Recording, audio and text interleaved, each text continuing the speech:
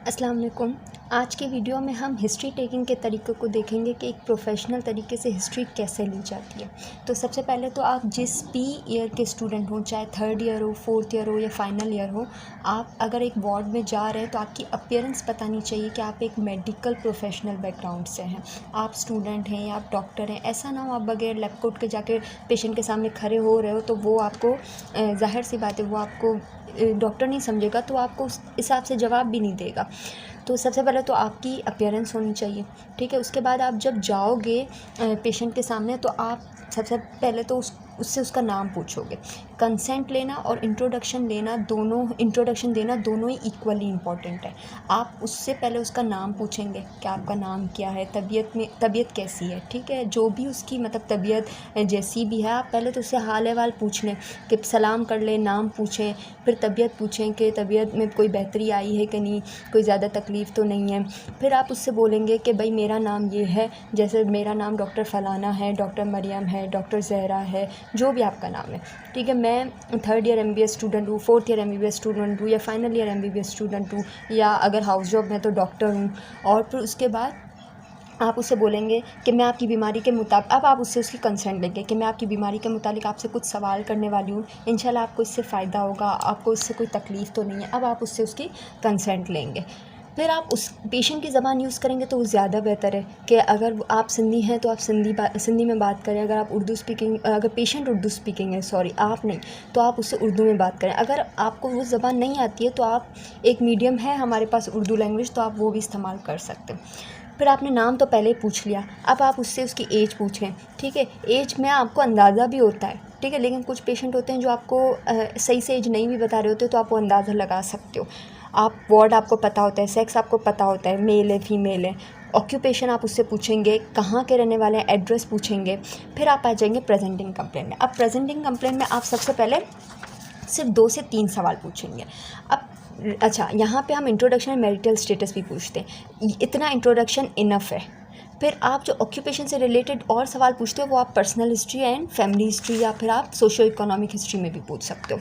अब presenting complaint में आप प्रेजेंट कहाँ पे किए थे, कि OPD में आए थे, इमरजेंसी में आए थे, कब से आए हो, ठीक है, डेट लिखेंगे। फिर आप लिखेंगे कि किस कंप्लेंट से आप यहाँ आए थे। फॉर एग्जांपल उसको पेन था हाइपोगैस्ट्रिक रीजन में, अम्बलाइकल रीजन में, तो कब से था वो आप लिखेंगे। फिर पेन के साथ कुछ और भी था, फीवर था, वॉमिट थी। अच्छा, ये जो आप लिखेंगे ना, ये आप क्रोनोलॉजिकल ऑर्डर में लिखेंगे। अगर उसको सबसे पहले पेन हुआ तो सबसे पहले पेन लिखेंगे, जिसकी ड्यूरेशन ज़्यादा होगी वो सबसे पहले आएगा। अगर फीवर हुआ था बाद में पेन हुआ था तो पहले फीवर लिखेंगे, और उसके साथ एसोसिएटेड फैक्टर्स क्या हैं वो सब आप लिखेंगे। फिर प्रेजेंटिंग कंप्लेंट के बाद आप हिस्ट्री ऑफ प्रेजेंटिंग कंप्लेंट में आएंगे। अब यहाँ पे आप डिटेल पूछेंगे कि आपको पेन कब से है, ठीक है। अगर ये जो आप लिखा है ये आपने, ये तब लिखेंगे कि उसको ऐसी क्या मतलब तकलीफ़ हुई, कि ऐसी कौन सी तकलीफ़ में शदीद तकलीफ़ हुई कि वो उसको इमरजेंसी या उसको डॉक्टर के पास OPD में आना पड़ा, उस चीज़ के बारे में लिखेंगे, किस कंप्लेंट से आया था। फिर उसके बाद आप लिखेंगे ये पेन आपको कब से है, कितना पुराना है, फिर बीच में कम हुआ था, आप जब आए थे तब आपको ऑनसेट कितने दिन से हुआ था, वो आप यहाँ लिखोगे। अब पेन के रिलेटेड हम कुछ सवाल देख लेते हैं। जब भी आप पेन के सवाल पूछें तो एक लफ्ज़ को आप माइंड में रख सकते हो, ये आपकी आसानी के लिए, ऐसा कुछ कहीं बुक में वगैरह तो नहीं है, लेकिन आप आपकी आसानी के लिए आप सॉक्रेट का वर्ड अपने दिमाग में रख सकते हो। सबसे पहले तो आप उससे उसकी पेन की साइड पूछोगे कि कहाँ पे पेन है, किस इंटेंसिटी से पेन है, मॉडरेट है, ठीक है, और या तो फिर जो है ना मॉडरेट में है, या माइल्ड है, या फिर सीवियर है। फिर आप रेडिएट करता है कि नहीं। फॉर एग्जांपल उसको अम्बलाइकल रीजन में पेन है, आप उससे पूछो कि भाई आपका ये पेन रेडिएट करके बैक की तरफ तो नहीं जाता, ये चेस्ट रीजन की तरफ तो नहीं जाता। रेडिएट पूछोगे कि कहाँ पर रेडिएट करता है। ड्यूरेशन पूछोगे कि कब से ये पेन है।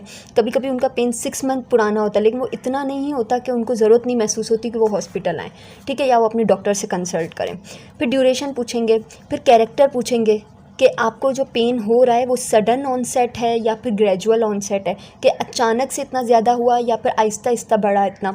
कैरेक्टर पूछेंगे। फिर एग्रीवेटिंग फैक्टर्स पूछेंगे और रिलीविंग फैक्टर्स, कि आपको कहीं काम करते वक्त, चलते वक्त, खाते वक्त ज़्यादा होता है कि नहीं होता। कौन से ऐसे फैक्टर्स हैं जिसकी वजह से आपका पेन बढ़ जाता है, और कौन से ऐसे फैक्टर्स जिसकी वजह से पेन कम हो जाता है। फॉर एग्जांपल आपका जो है पेन लेटने से कम हो गया, ठीक है, या पेन किलर लेने से कम हो गया, तो आप रिलीविंग फैक्टर्स पूछोगे।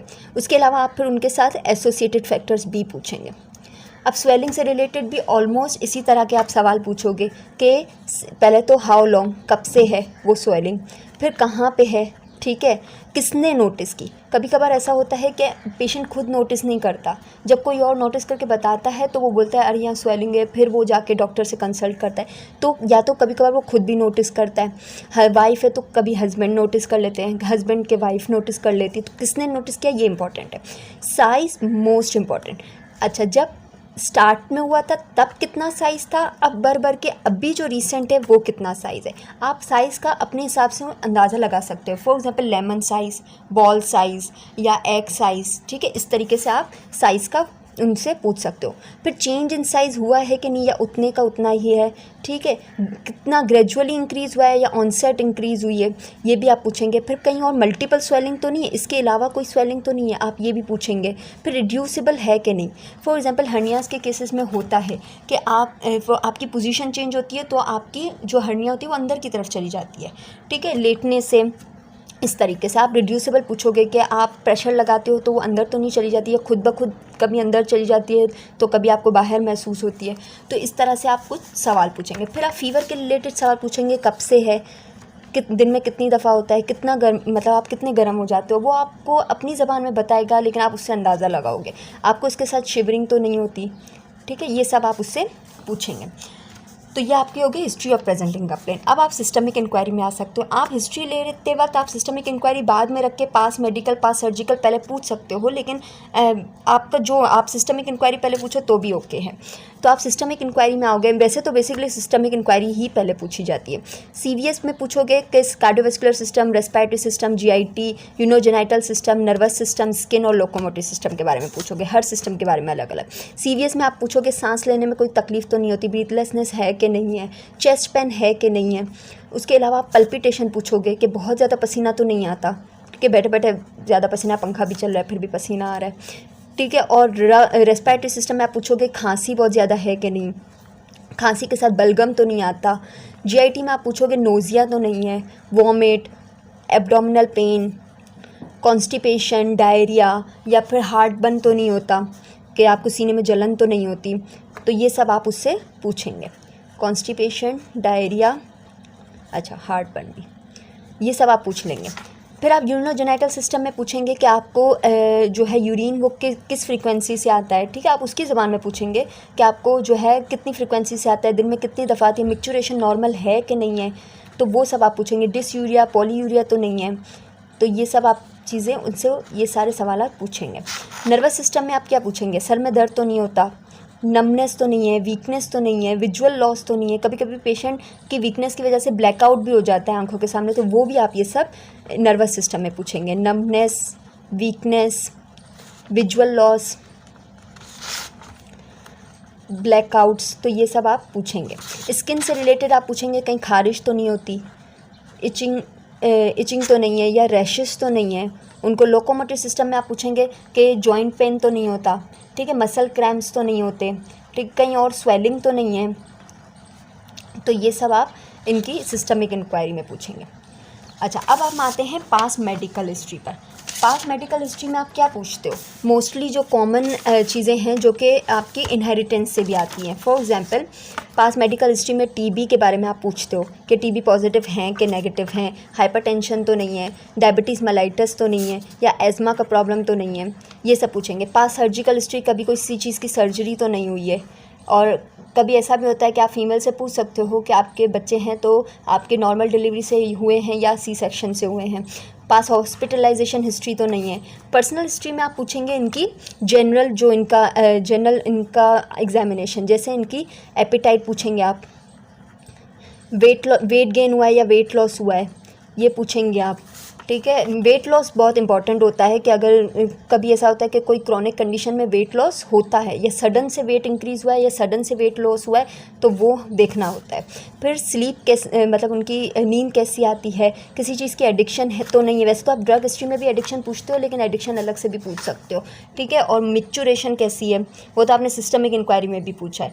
बाउल मूवमेंट कैसी हैं, इम्पॉर्टेंट, ठीक है, बाउल मूवमेंट ये आप पूछेंगे। फैमिली हिस्ट्री में आप वही पूछेंगे जो आपने पास मेडिकल हिस्ट्री में पूछा कि फैमिली में किसी को टीबी, हाइपरटेंशन, डायबिटीज़ मेलाइटस या एज़मा का प्रॉब्लम तो नहीं है। अगर फादर मदर अलाइव हैं, अगर नहीं हैं तो उनकी डेथ कैसे, क्योंकि मोस्ट ऑफ द केसेस अगर आप गवर्नमेंट में जा रहे हो और कहीं पे भी, ठीक है, प्राइवेट में भी, तो कहीं ऐसा होता है कि अगर इंटीरियर से भी पेशेंट आ रहा है, डिपेंड करता है, लेकिन most of the cases interior से पेशेंट, तो मोस्टली ये केसेस होते हैं कि फादर की टीबी से हो गई, इलाज नहीं हुआ, तो आप ये फैमिली हिस्ट्री में लेना बहुत ज़रूरी है कि फादर मदर की फैमिली में किसी की डेथ कैसे हुई, ठीक है, किस रीज़न से हुई।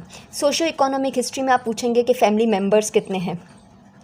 अब यहाँ पे जो है आप ऑक्यूपेशन को बहुत डिटेल में पूछेंगे कि आपके फॉर एग्जांपल हस्बैंड है या फादर हैं, क्या करते हैं, किस चीज़ का काम करते हैं। फॉर एग्जांपल फार्मर हैं तो किस चीज़ की फार्मिंग में भी क्या बहुत सारी चीज़ें होती है, तो आप वो पूछोगे, क्योंकि मोस्ट ऑफ द केसेस ऐसी भी डिजीज़ होती हैं जो कि ऑक्यूपेशन से रिलेटेड होती हैं। तो यहाँ पर आप फैमिली मेम्बर्स को आप पूछोगे, कैसे रहते हो ये पूछोगे, ठीक है, किस घर में रहते हो, कच्चा घर है या पक्का घर है, ये पूछते हो। ऑक्यूपेशन क्या है, ऑक्यूपेशन की डिटेल पूछते हो। अर्निंग सोर्स पूछते हो कि कितने कमाने वाले हैं, कितना कमाते हैं, क्योंकि आप जो पेशेंट को ट्रीट कर रहा होता है डॉक्टर, वो उसको ये भी चीज़ ध्यान में रखती हो कि पेशेंट कितना अफोर्ड कर सकता है और वो कौन सा पानी पीते हैं, टैप वाटर पीते हैं या फ़िल्टर पीते हैं या बॉइलिंग वाटर पीते हैं, तो ये इम्पॉर्टेंट है, ये भी पूछना ज़रूरी है, क्योंकि आपको भी पता है कि डायरिया वगैरह इन चीज़ों का रीज़न आपके पानी के इस्तेमाल से भी होता है, और भी बहुत सारी चीज़ें होती है। उसके बाद एलर्जिक हिस्ट्री पूछोगे, ड्रग हिस्ट्री पूछोगे,